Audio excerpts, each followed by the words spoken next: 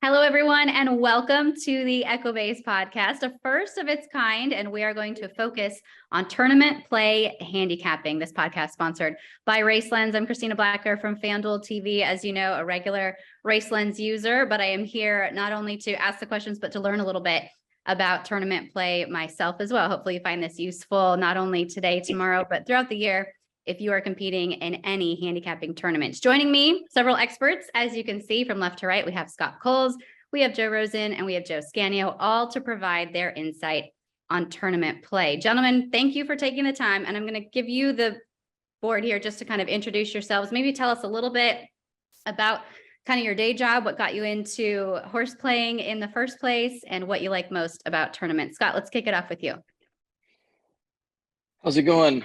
So I started as a real estate lawyer and a poker player. Then TVG, I watched that a lot and Triple Crown coverage, and kind of moved on to it finally being legal in Illinois to play in 2013. So poker wasn't fitting my life as well. They shut down all the sites. You had to travel far to play. Horse racing was more convenient and always interested me. But now that you could do it in all the races legally without having to go to shady sites and do all sorts of weird things to play, it made it a lot easier. So right before, I think Illinois was legal like the weekend before or the week before Belmont, 2013, the Belmont Stakes when Palace Malice won. That kind of next couple of years was a lot of what I call paying tuition, getting crushed, just doing stupid things, learning how to play, and kind of eventually discovered tournaments, started trying to qualify for the NHC, and then eventually was able to get into the NHC in 2019. So that was kind of my path. Switched over to being a trader, a futures trader from a lawyer, and the comparison between trading and horse racing it's a really big parable for me and pretty easy to kind of do both. So that's just kind of where I'm at, and I've loved it ever since. We'll definitely talk about some of your highlights too throughout the podcast today. Joe Rosen, how about you? What got you into the game, and tell us a little bit about yourself? Well, actually a lawyer by trade as well, so that at least no longer practicing, thankfully, but I started going to the racetrack with my parents at Hollywood Park probably when I was about 10 years old. Continued going by myself when I was 16 and still not supposed to bet, but still did. I then, a bunch of my friends from high school have always been involved with horse racing. I was lucky enough to be part of Singletary with Billy Koch before Little Red Feather was even started, and have been a member of the Little Red Feather group since then. And I got really involved with tournament play due to Gary Fenton and Billy with Little Red Feather starting a tournament challenge, where if you qualified for the NHC, they had $1 million extra bonus if you actually won it. And that's where I got my start, probably in, I think it was 2018, and have been playing tournaments ever since. Joe Scanio, how about yourself? Well, I started playing the horses as an alternate choice to going to school going back to the 70s. So I used to hitchhike the Aqueduct. So people ask me, well, where did you go to school? I'd say, well, I got my associate's degree at Aqueduct, my bachelor's at Belmont, and I just got my master's at Saratoga. So I had all these qualifications from a racetrack. I've been playing in the NHC for the last 22 years. I think I've qualified about 18 or 19 times. We'd have to ask Michelle Ravencraft about that.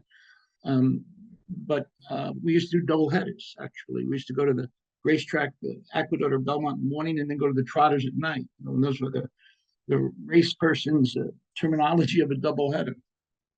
Joe Scanio, I'll stick with you. I want to give you an opportunity. Any highlights, any big scores over the years, any big successes as far as the tournaments go? I think there were a number of them that I got pretty lucky at, but I guess the highlight for me would be about 6 or 7 years ago in the NHC. I finished 11th, and at that time the rules were a little different. You were only permitted to have one entry at the final table. So one of the individuals that was at the final table had two. So I got in as an A8, and I finished 6th in that contest. So that's pretty.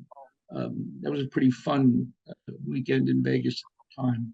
Speaking of NHC, Joe Rosen, I'm sure you were right there cheering on Gary Fenton this year with his, was it third place finish? Any big highlights for yourself over the years?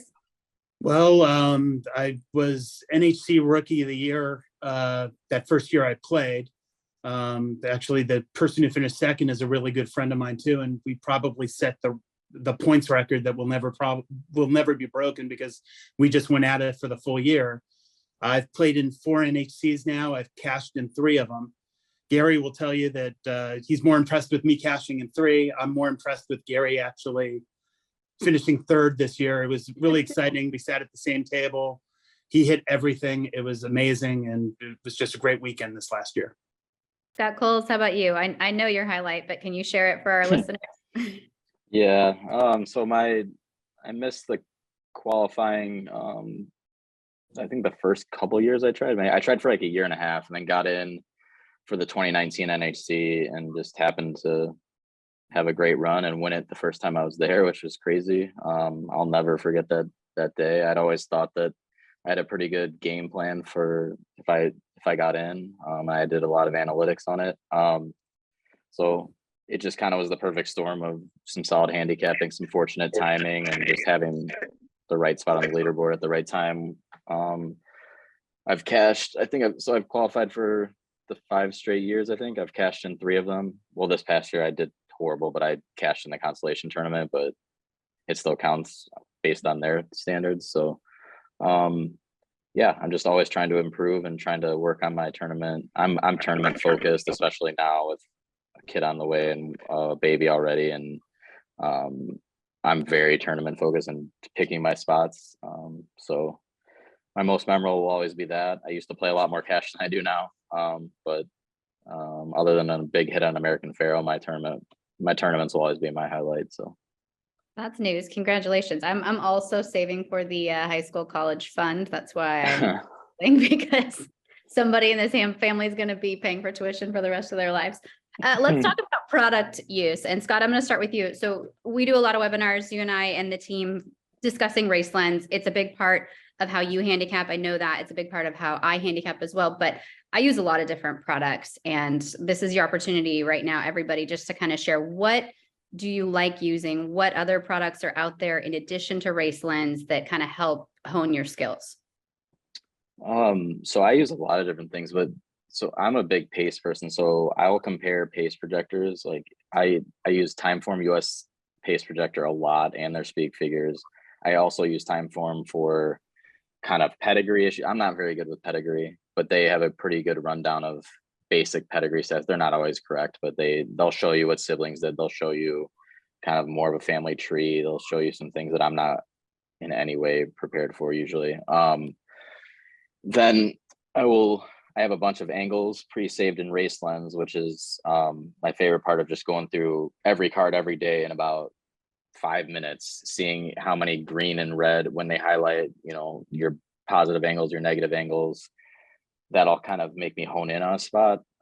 If I see something that I have saved that highlights for me. I will use their True Odds page for some of the pace stuff, some of the other angles. I'll look at their pace projector. I do prefer Timeform's pace projector, but the nice thing about what I wish Timeform had that Racelands has is that you can take people out of the pace projector if you know they're going to scratch, or if you just don't believe that they're in the right spot, and kind of look at it that way. I'm still waiting for one to let me move them, kind of like you're allowed to do on TV with Timeform, Christina, when you can start moving them around. Screen. I want something that lets me do that. But then I kind of move on to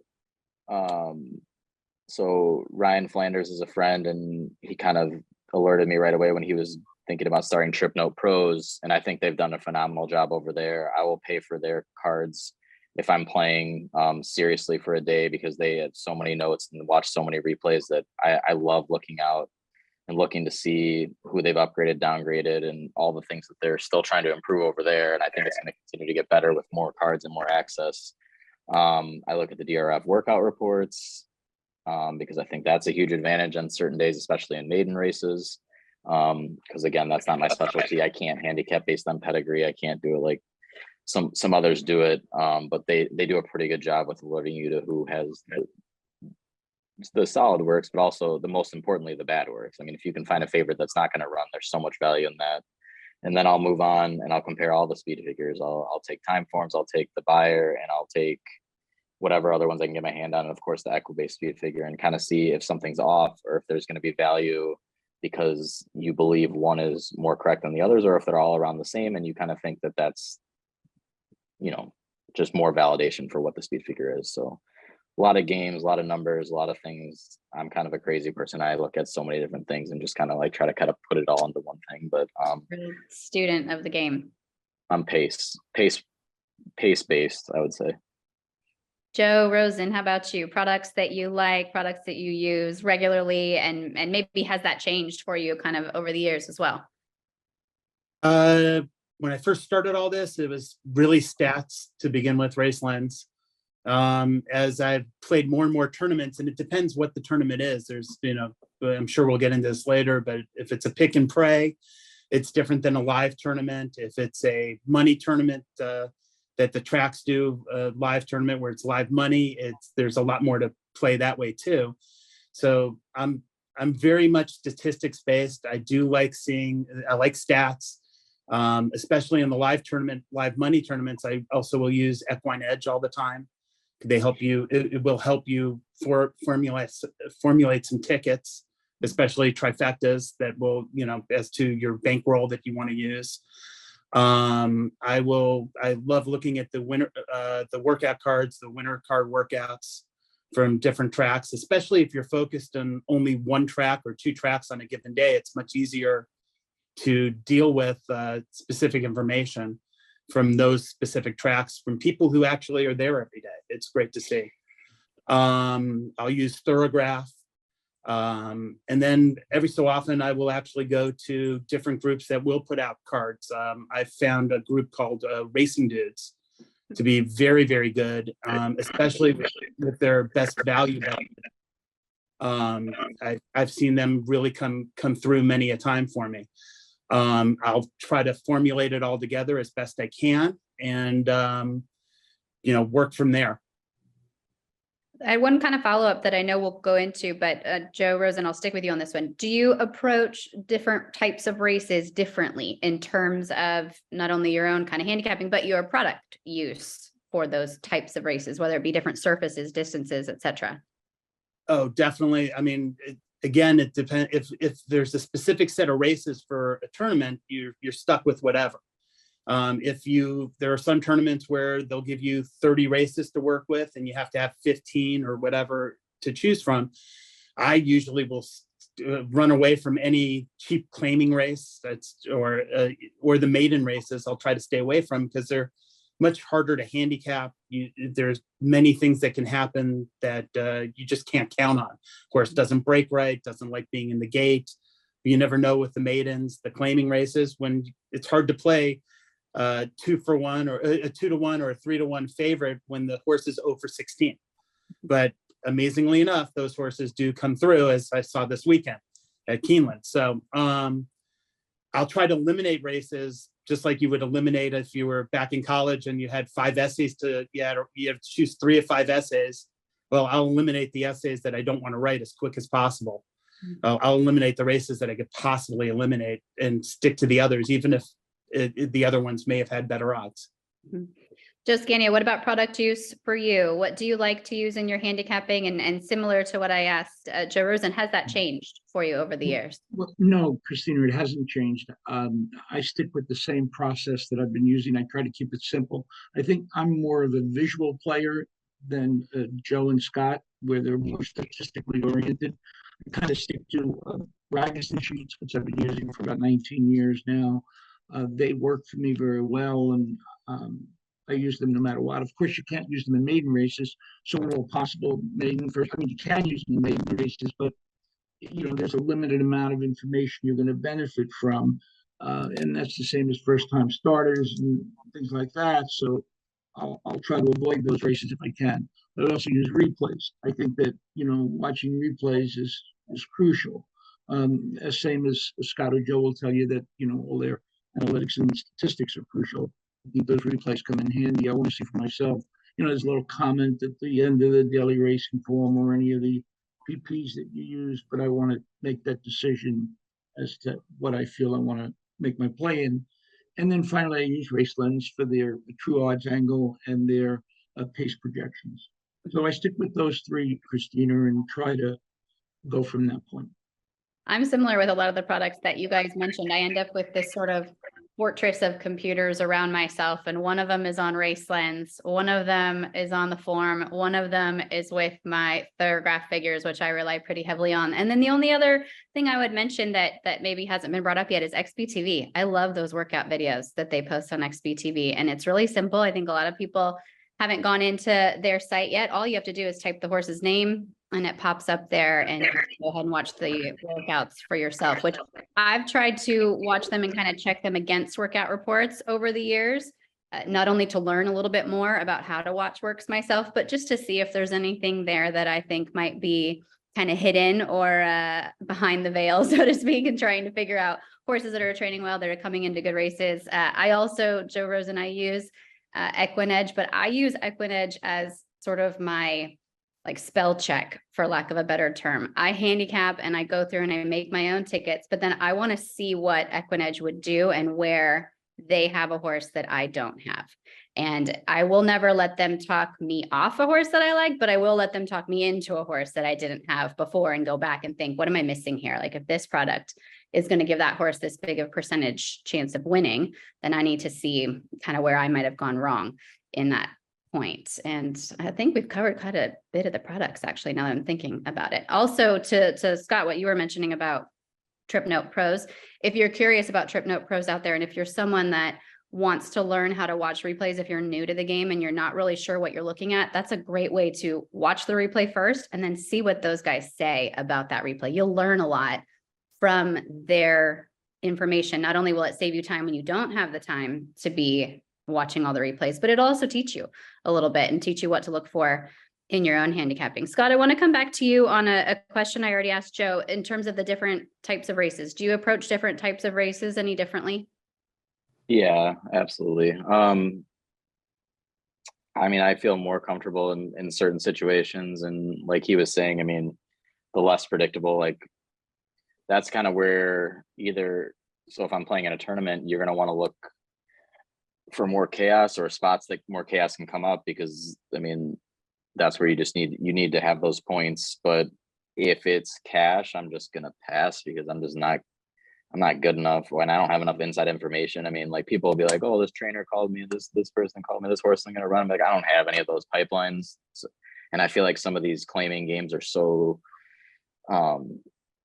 there's just so many things that are going on there, and without getting into the problems with the game, but I kind of try to stay away. But for a tournament, I mean, you're, like Joe said, you're given what you're given. A lot of the tournaments that I play are a set number of races, because of mostly lack of time in my life. I'm a lot of times playing in these online tournaments where you're just given the races you're given, and then you play. So when you're given a bunch of claimers or a bunch of maiden races, I kind of just decide how much chaos I think there can be in the race, and then the probability of what horses I would need in those races. So for claiming and maiden races, I'm sometimes looking at more of a price, unless there's just like a favorite that I think can't lose. I mean, you got to pick up the points where you got to pick up the points, but as far as playing favorites and playing cash or cash tournaments, I'm more looking for the horse I trust the most and kind of building my tickets from there. So that'll be, stakes races on down. I mean, if those are available, I want those, because you have the most information, you have the most talk from the trainers, you have everything in front of you. And I kind of like the even playing field sometimes on those races with the information available, whereas there's so much information that only a small amount of the public have in some of those lower level races at some of these obscure tracks, that I just think I'm putting myself up against it before the race even starts. So I kind of look at it from that perspective. But yeah, so I'm stakes on down if I have my choice, but I think a lot of people are like that, and you don't always have that option. So definitely do it differently, and looking at more late pace figures on, simple things like synthetic and turf. You're looking for more late pace than you are on dirt, where there's speed, and you're looking at biases, and you're looking at all sorts of things. But I kind of just take each day individually and kind of how I think it's going to play out, what it's going to look like, what's available, and then just make your decision. But you want to have the whole picture every time before you're going to put your money in. To follow up on that a little bit, Joe Rosen, the different types of tournaments. So we have live money, you mentioned pick and pray, we have mythical. Do you play all types of tournaments, and do you approach those tournaments differently? I play all types. That doesn't bother me. I've been told by my friends that I'm much better at pick and pray, and I like them better because to me it's true handicapping, because you're putting in your picks at the start of the tournament and you can't change anything. So if it's a 12 race tournament, your 12 horses are in at the beginning of the whole tournament. So if you're sitting in first place with a race to go and you're up by 20 points, people have already chosen the horses that they want in that last race. It's unlike a live tournament where, oh, you're down 50 points. Well, I'm taking the 20-1 long shot. And when that long shot comes in, which is a horse that 90% of the people would never have had anyway, but they're just forced to take, you're not losing a tournament, but you really shouldn't lose. Right. That kind of, I've lost out on some tournaments based on that happening to me on live tournaments, just because it's pure luck that 20-1 shot wins. Well, if it was a pick and pray, no one would have caught me probably. I don't mind the live tournaments, but again, there's that once you've fallen behind by like 30 points, everybody starts taking the 15-1 long shots, and they're in play as soon as one of them hits, and then the whole tournament it just flips over to something else. So it really just depends. To me, and I say this at the NHC every year, because you see it on the last, everybody saves their shots for the last 5 races. They have like 3 bullets. And when they're down 60 points to make it to the final day, they're taking the 15 and 20-1 long shots, and the place goes crazy when it happens. But they would never have been in that position to begin with if they were really choosing a horse that they liked, at least most of them. So I like the pick and pray much better, but that's just me. What about you, Joe Scanio? Any preference on the different types of tournaments? Well, I'll play them all, Christina. However, I do agree with Joe. I mean, for the viewers that are watching that are trying to learn tournament strategies and things like that, I would recommend that they avoid the live money tournaments initially, because now you have 2 decisions to make. You're handicapping and you have money management, which can be a little bit of a challenge for you if you're not experienced in tournament play. The only type of tournament that I will avoid is where they'll only permit, not that they'll only permit, you have the option of only making 1 bet. And all of a sudden you could sit there all day and make 1 bet. I don't understand how they consider that a tournament or a handicapping contest. When basically someone can buy 5 or 6 entries and just make X amount of money to churn the money for the sponsoring track or site. So I'll try to avoid those contests because I just don't see the logic in it at all. I mean, if I want to gamble, I'll gamble, on a horse myself. That's not what I consider to be a contest. I think pick and pray is probably a good way for someone who's initially getting exposed to contests. It takes a little pressure off them, and they can see where they have to improve on their handicapping skills and not worry about their money management skills. And that you covered my last question as well, which is what advice to new players. Joe Rosen, any advice to new players, someone that's just learning the game, whether it be a product you think that they should use or a type of tournament to try and focus on if they want to get into tournament play? Well, I believe it just so happens that this week is the first free tournament of the year for the NHC. So, I mean, if somebody really wants to get into tournament play, and that one. If somebody really wants to get into tournament play, and by the way, that's how I started. It was a rainy day. I think it was Belmont Day actually in 2018, and Gary Fenton had sent me an email reminding me that it was a free play that weekend. So I entered a cash tournament on one site, and I entered the free play tournament on the other. I don't know which one. It was either horse players or horse tourneys. One was on each. And I pretty much chose the same. There were 10 races that day. I chose the same horses for 9 of the races. And the only change I had was in the final race, I had 1 horse in one and 1 horse in the other. And I was actually leading both the free one for the NHC seat and the cash tournament one in the other. And I really didn't know what to root for in the last race because one was cash and one was this great opportunity to be in the NHC.